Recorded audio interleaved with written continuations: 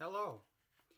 In Common Sense and the Declaration of Independence, Thomas Paine and Thomas Jefferson both made a case that Americans are a new nationality and therefore they should be a new nation.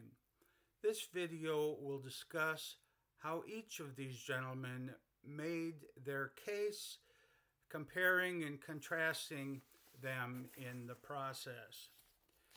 Now, Thomas Paine's 1775 bestseller, Common Sense, as noted by Craig Nelson, came at a time of critical danger to America when its well being hung on changing the sentiments of the people from dependence to independence and from monarchy to a republic.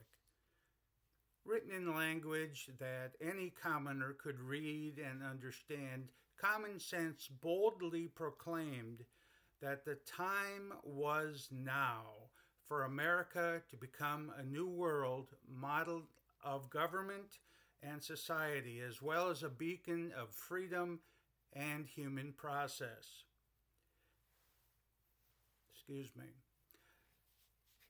That the nation's and the world's greatest power lies in the hands of united commoners, and that the colonists were not traitors for seeking independence, but were instead the creators of a better world for themselves and their descendants through the establishment of a new government grounded in their common perceptions and beliefs.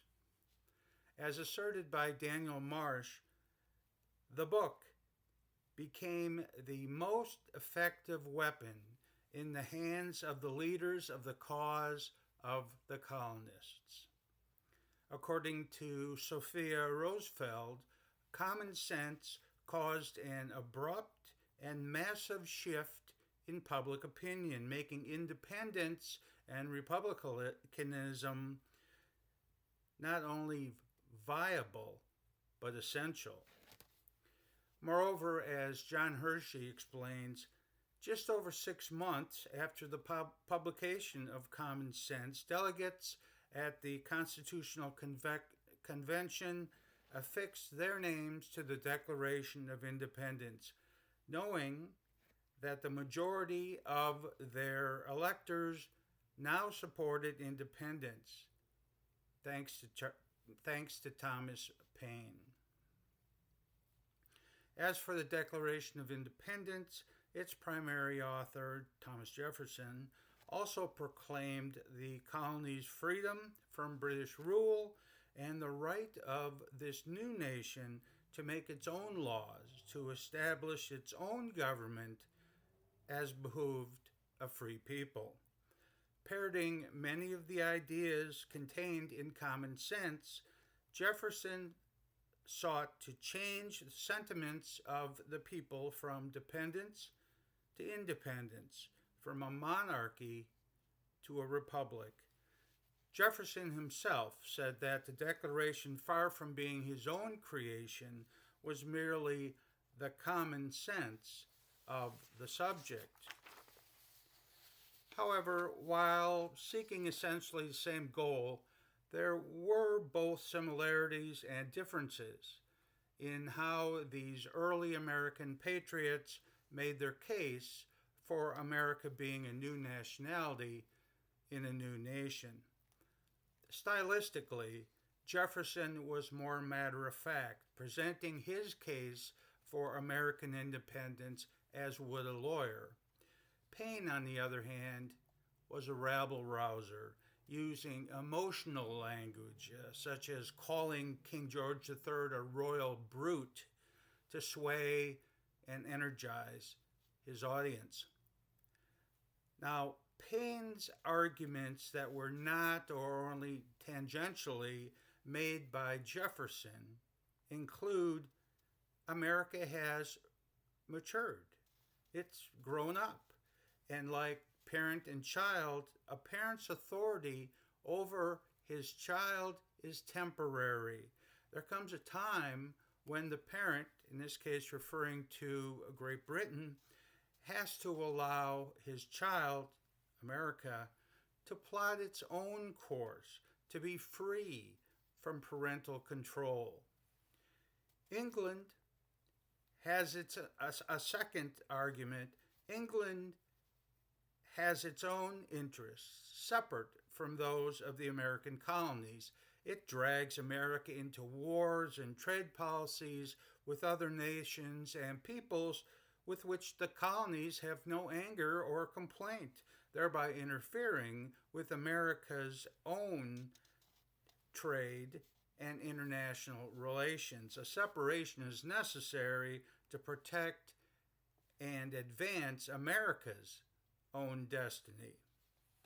Another argument is that the fact that colonists, most colonists, were the descendants of British subjects does not give England the right to subject the colonists to British control.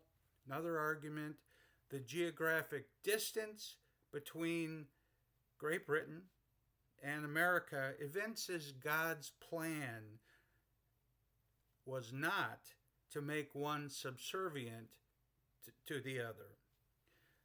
Another argument is that Americans are different from the English because its people fled the corruption and persecution they found in Europe for the safe haven of America, where they could exercise their natural right of liberty. Also, Paine argued that in America, but not in England, the law is king. Each country had its own national manners and ideas regarding the scope and powers of government. Another argument Paine made was a continent like North America cannot be forever governed by a mere island like England. And finally, Paine made an argument that Americans look to the future while the English look to the past. Only Americans, and this distinguishes them from the English, have a chance to begin the world over again and establish a free, fertile, and forever earthly utopia. Now, Jefferson's arguments that were not or only tangentially made by Paine are harder to discern, as Sophia Rosenfeld asserts, it was but a small step for early political leaders to reproduce Paine's description of revolutionary political actions, beginning with the composition of the Declaration of Independence. However, some differences do exist. They include Jefferson stresses God's hand in America and the colonists' God-given unalienable rights, while Paine stresses natural principles. Jefferson argues that the colonists had warned England of its numerous attempts through its parliament to extend an unwarranted jurisdiction over the colonies, only to be answered with repeated injury. Separation had become the necessary result of this tyrannical conduct towards the colonies.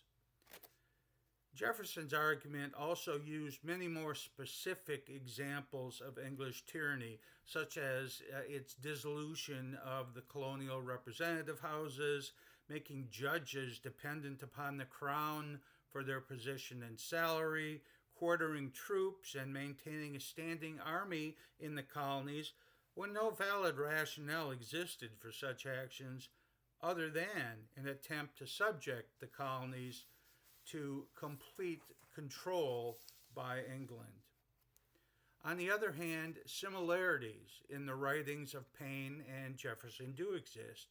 These include a contractual relationship existed between England and America, and it was broken by England when it failed to provide the colonies with safety, happiness, and the rights of Englishmen, and instead engaged in tyranny. Another argument made by both gentlemen, it was the right and duty of the colonists to throw off such a government as I just described and to create a new government and a new nation that protected their natural rights and provided security for its people. Another common argument, the colonists had the right to decide what laws and powers would best protect their rights and provide stability, liberty, and security. Both gentlemen also argued that all people are created equal and have the right to create a government that abolishes social strata and provides differing rights and privileges to each strata. Another joint argument, all men are endowed by their Creator with certain inalienable rights. And finally, both gentlemen stressed that the American cause was appropriate, justifiable, warranted, beneficial, and timely. Thank you.